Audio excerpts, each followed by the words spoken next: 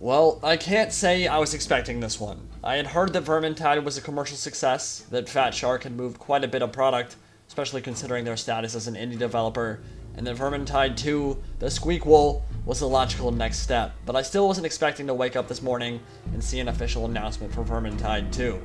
It makes me happy, I'm not gonna lie. Despite its flaws, I think Warhammer the End Times Vermintide is criminally underrated and amongst the best gaming purchases I've ever made. So a quick rundown for those who don't know and never seen me play before.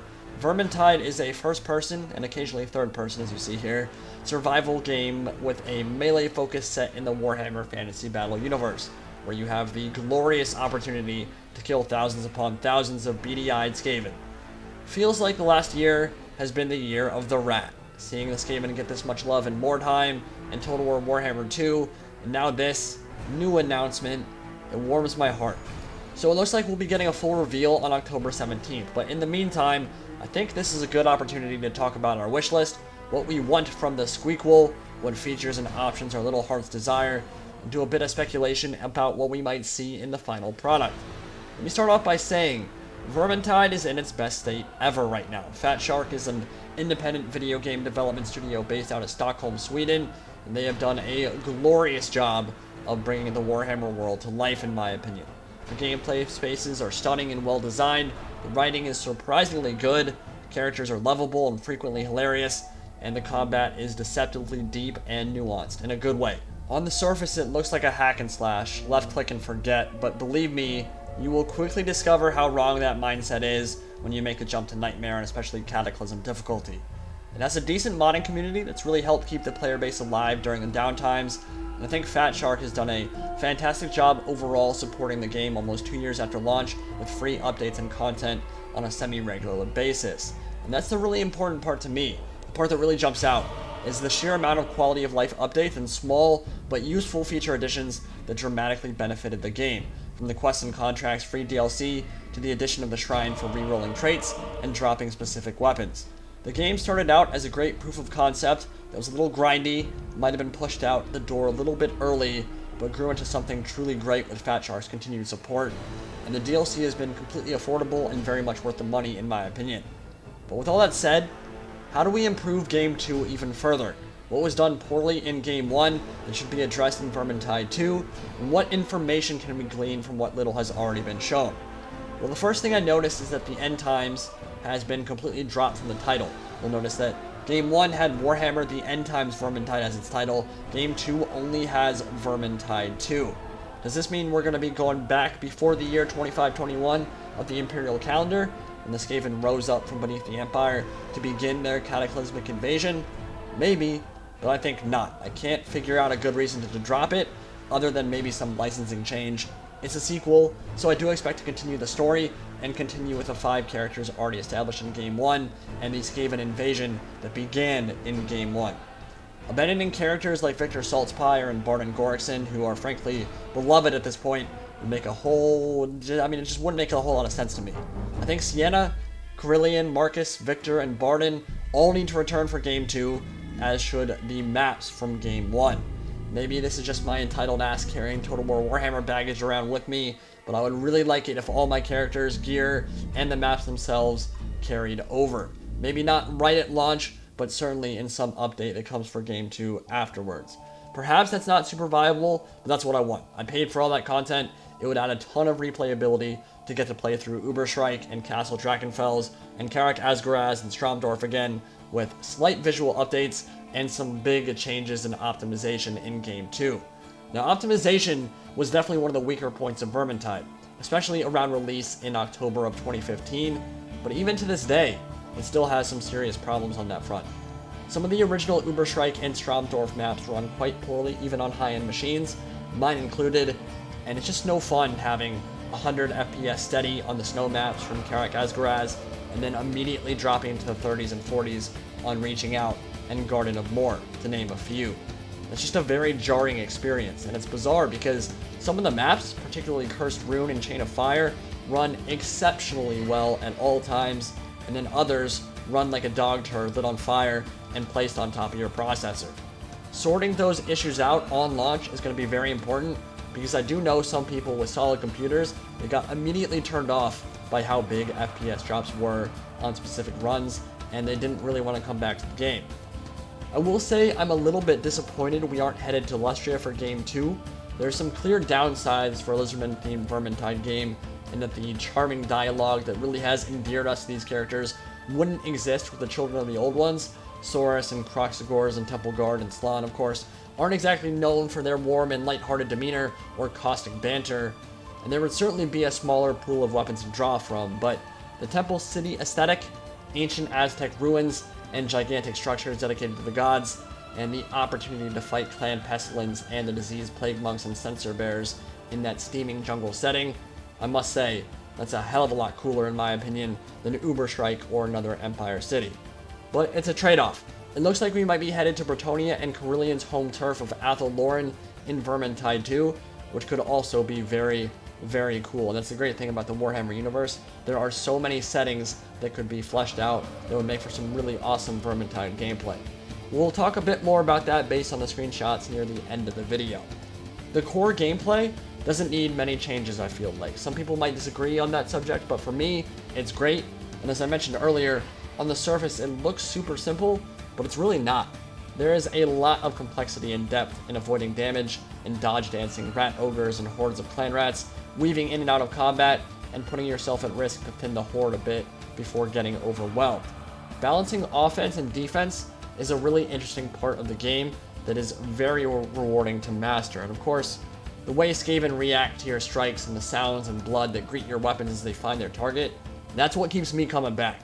You'll notice it the first time you ever land an overhand strike with a great axe and decapitate a storm vermin, or slice a clan rat clean in two with a glaive. It's just incredibly satisfying, and that is one thing that Vermintide does exceptionally well. Melee combat is badass. Now, weapon and trinket balance is in arguably its best state ever on the current patch, but it could definitely still use plenty of improvements moving into Vermintide 2. There are still some weapons like the longbow, the dual daggers, and Witch Hunter repeater pistol that just don't really offer anything beneficial or tangible over other weapons, and seeing them have a more clearly defined role would definitely be very nice. But I will say the Arrogance Lost free DLC gave huge buffs to a lot of the previously unused trinkets and traits, so seeing that whole balance patch go through was a really important thing for the game, and definitely goes a long way in generating faith and trust moving into the sequel, which I'm sure was their intention, right? The devious bastards, how dare they make me like their content. Now, gameplay is obviously very important, but so is audio, an somewhat overlooked part of the development cycle, and bad voice acting and composing can kill a game, or at the very least damage it irreparably. I want Fat Shark to build upon what they've already created in Game 1, keeping the same high-quality voice actors but going further into the stories of each character.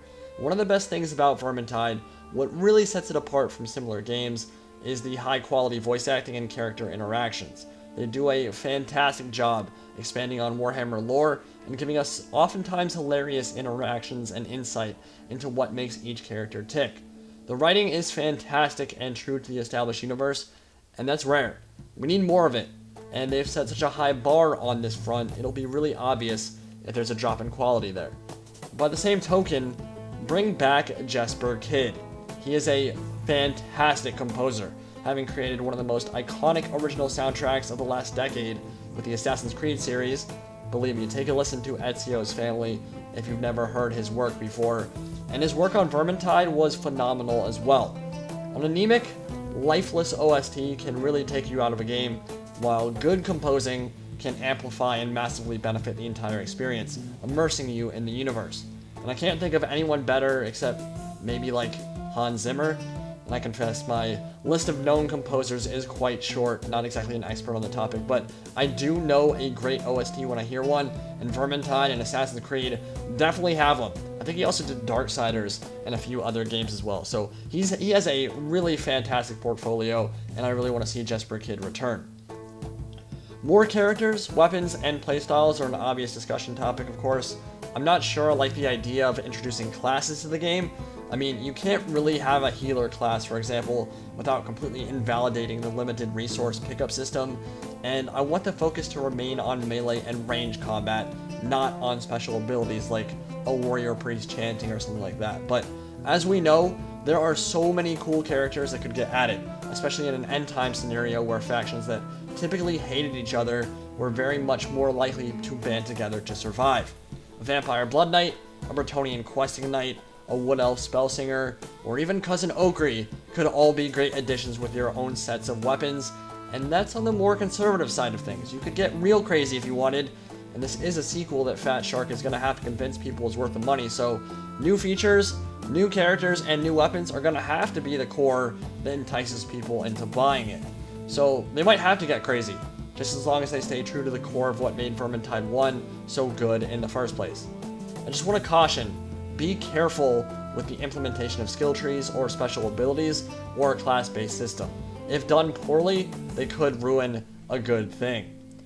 Obviously, I want more options, the ability to toggle the HUD on and off, especially because cinematics and HUD-less gameplay are very important for me for screenshots, and it's actually my preferred method of play in general because it helps with immersion so much. Seriously, if you've never tried Grimmelach's Quality of Life mod, try it. HUD-less gameplay is absolutely awesome. I really enjoy it. And then of course there are other options like what we're doing right now with the third-person mode, insta-kill bots for solo runs, and a few other things. I want at least some of these to be options in the menus, not mods that I have to wait like 6 months for after launch to get access to. And speaking of mods, allow modding in the first place. This is going to be very important. They are available in the first game, and custom modes like Death Wish and Stormvermin Mutation breathe so much extra life into the game. It'll be a massive shame if for some reason Game 2 doesn't support mods, and frankly, Fat Shark should actually provide modding support in general. I'd really like to see that. Give access to Vermintide Steam Workshop would make the whole process so much more palatable than downloading from some third-party site. And I think the modding community has done enough for this game that Fat Shark should try and accommodate them and the community at large. Some more customization, lore-friendly skins and helmets and visual changes to weaponry would of course be very nice additions. I love being able to kit out my characters. I really like that side of things. I remember Rainbow Six Vegas 2 was one of the first games I got for Xbox 360, and I spent countless hours just kitting out my character, making him look like an absolute badass with the armor upgrades and the headgear and the laser sights and all that stuff you can put on. So that kind of stuff for Vermintide would be awesome. Don't know that we need laser sights or FAMAS or assault rifles or anything in that, but we could definitely use some more lore-friendly skins for sure. But no microtransactions. Walling off cool cosmetics behind a paywall is not fun. I don't think Fat Shark would ever do it, but you never know. Please do not add these. I am all for well-made DLC with new features and gameplay and maps with a skin or two thrown in for good measure, but randomized loot crates with skins that don't drop normally are cancerous and just not a good addition to the game whatsoever. Selling a particular skin is one thing, if when I purchase it I know I will get it, but the loot crate thing where you pay real money and don't know what's going to be dropping in it is the absolute worst. And of course, new enemies, new settings, new maps. The Skaven army roster is so diverse and unique. There's still so many units that we haven't seen touched on in Game 1. More boss fights with Grey Seers and Chieftains and Bonebreakers would be great, but let's get more creative than that. Let's fight a Hellpit Abomination. We've already seen CA take the plunge there. Let's fight a Doom Wheel in the middle of its action, flying around, shooting off warp lightning everywhere. Let's get sniped at by Jezzail weapon teams and get attacked by Brood Horrors and the other monstrosities of Clan Molder. Let's figure out who the Skaven of Clan Fester allied with at the end of the Stromdorf DLC, because there's still parts of the story, albeit not the most story-driven game ever. We get more of the story from the actual character interactions themselves, but figure out who the hell they allied with at the end of the Stromdorf DLC, and let's get the opportunity to fight against Chaos, the Beastmen, or the Undead, or all three.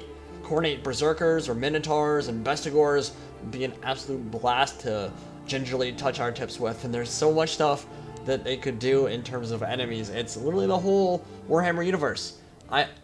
There's no way they're gonna do it, but I'd love to see a Tomb Kings expansion too. I mean, just imagine having this group of characters go down into Nahakara and go into the mausoleums and the gigantic undead pyramids of ancient Nahakara and the Tomb Kings. It'd be incredible. So much stuff they could do. So many enemies and stuff they could fight.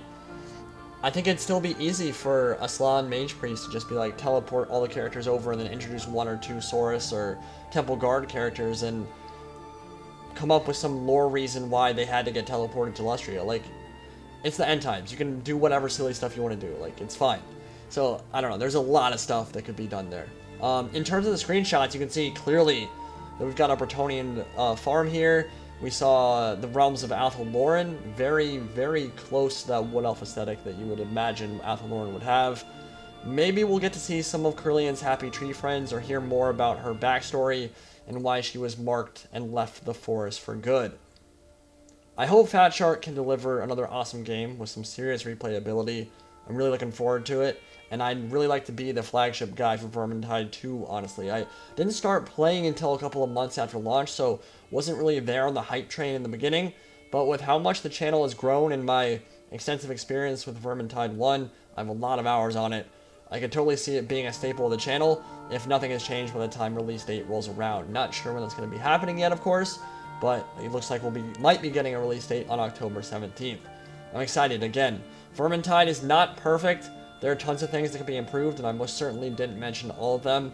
But let me know in the comment section what you want to see, what you want Fat Shark to change and improve on, and what you're most excited for. Thank you all for watching. Hope you guys enjoyed. See you all next time. Indie Pride, signing out for now.